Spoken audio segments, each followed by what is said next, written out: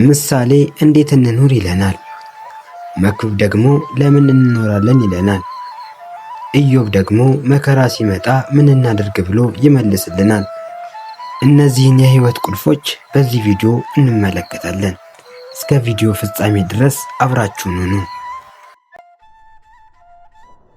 ዛሬ በብዙዎቻችን ዘንድ የሚታወቀውን መጽሐፍ ቅዱስን ለየት ባለ መልኩ እንመለከተዋለን። መጽሐፍ ቅዱስ የታሪክ መጽሐፍ ብቻ አይደለም፣ የጥበብ ማከማቻም ጭምር ነው እንጂ። በተለይ የጥበብ መጽሐፍ ተብሎ የሚጠሩት ክፍሎች ለዘመናዊ ሰው ህይወት የሚሆኑ እጅግ አስገራሚ ምክሮችን ይዘዋል። ዛሬ ሶስቱን ዋና ዋና የጥበብ መጽሐፍትንና ትምህርቶቻቸውን እናያለን።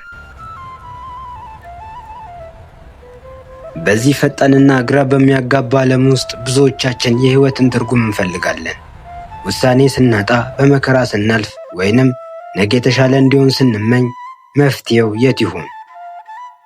መጽሐፍ ቅዱስ የታሪክ መጽሐፍ ብቻ አይደለም፣ ለዘመናት የቆየ ዛሬም የሚሰራ የጥበብ ምንጭ ነው። ዛሬ ወደ ጥልቁ የጥበብ ዓለም እንጓዛለን። የመጀመሪያ መቆሚያችን መጽሐፈ ምሳሌ ነው። ይህ መጽሐፍ የንድፈ ሐሳብ ሳይሆን የተግባር መመሪያ ነው። መጽሐፈ ምሳሌ የህይወት ማንዋል ወይንም መመሪያ ነው። ሰለሞን የጻፈው ይህ መጽሐፍ እንዴት መኖር እንዳለብን፣ ከሰዎች ጋር ያለን ግንኙነት ምን መምሰል እንዳለበትና ገንዘብን እንዴት መያዝ እንዳለብን ያስተምረናል። ዋናው መልእክቱ የጥበብ መጀመሪያ እግዚአብሔርን መፍራት ነው የሚለው ነው።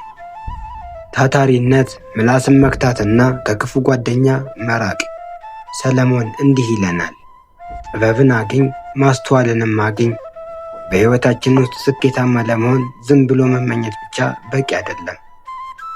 መጽሐፉ እንዲህ ይላል፣ በቃል ብዛት ውስጥ ኃጢአት ሳይኖር አይቀርም፣ ከንፈሩን የሚገታ ግን አእምሮ ያለው ነው። ዛሬ በምንናገረው ቃል ሰውን እናንጻለን ወይንም እናፈርሳለን። ጥበብ የሚጀምረው ከመናገራችን በፊት በማሰብ ነው።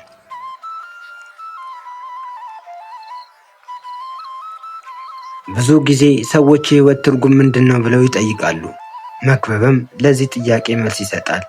ቀጣዩ ደግሞ መጽሐፈ መክብብ ነው። ሁሉ ከንቱ ነው በሚለው ዝነኛ አባባሉ ቢጀምርም መጨረሻው ግን አንድ ነው። በምድር ላይ ስንኖር ደስተኛ መሆንና ፈጣሪ ማክበር ህይወት አጭር ስለሆነች እያንዳንዱን ቅስፈት በአግባቡ እንድንጠቀም ይመክረናል።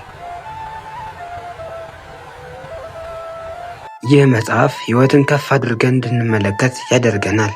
ሁሉ ነገር ከንቱ ነው ሲል ህይወት ትርጉም የላትም ማለቱ ሳይሆን በምድር ላይ የምናሳድዳቸው ነገሮች ሁሉ እንደ ጭጋግ በቶሎ አላፊ መሆናቸውን ሊያሳየን ነው።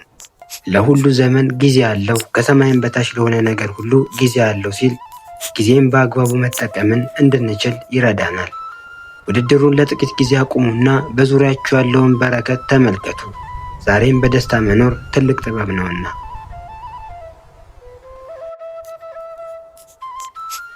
በመጨረሻም ወደ ኢዮብ እንመጣለን።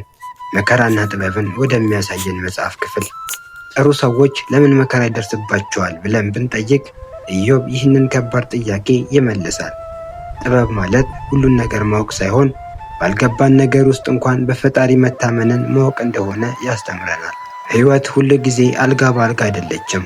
መከራ ሲመጣ የምናሳየው ጥበብ ማንነታችንን ይገልጸናል። ኢዮብ ሁሉንም ነገር ባጣ ጊዜ እንዲህ አለ፣ እግዚአብሔር ሰጠ፣ እግዚአብሔርም ነሳ፣ የእግዚአብሔር ስም የተባረከ ይሁን አለ። በማናውቀው ነገር ውስጥ እግዚአብሔርን ማመን። ጥበብ ማለት ለሁሉም ጥያቄ መልስ ማግኘት ሳይሆን መልሱን ለሚያውቀው ፈጣሪ ሕይወትን አሳልፎ መስጠት ማለት ነው። እነዚህ መጽሐፍ ከሺህ ዓመታት በፊት ቢጻፉም ዛሬ ለጭንቀታችን፣ ለውሳኔዎቻችንና ለስኬታችን ፍቱን መድኃኒት ናቸው። እነዚህ ሶስት መጽሐፍ አንድ ላይ ሲሆኑ ሙሉ ሕይወት ስዕልን ይሰጡናል። መጽሐፈ ምሳሌ እንዴት እንኑር ይለናል። መጽሐፈ መክብብ ደግሞ ለምን እንኖራለን ይለናል። መጽሐፈ ኢዮብ ደግሞ መከራ ሲመጣ ምን እናድርግ ብሎ ይመልስልናል። እናንተስ ከዚህ መጽሐፍት ውስጥ በሕይወታችሁ ላይ ተጽዕኖ ያሳደረው ጥቅስ የትኛው ነው? ከዚህ በታች በኮሜንት አጋሩን። ቻናላችንን ሰብስክራይብ፣ ላይክ በማድረግ ለወዳጆቻችሁ በማጋራት ጥበብን አጋሩ። በሚቀጥለው ቪዲዮ እስከምንገናኝ በሰላም ቆዩን።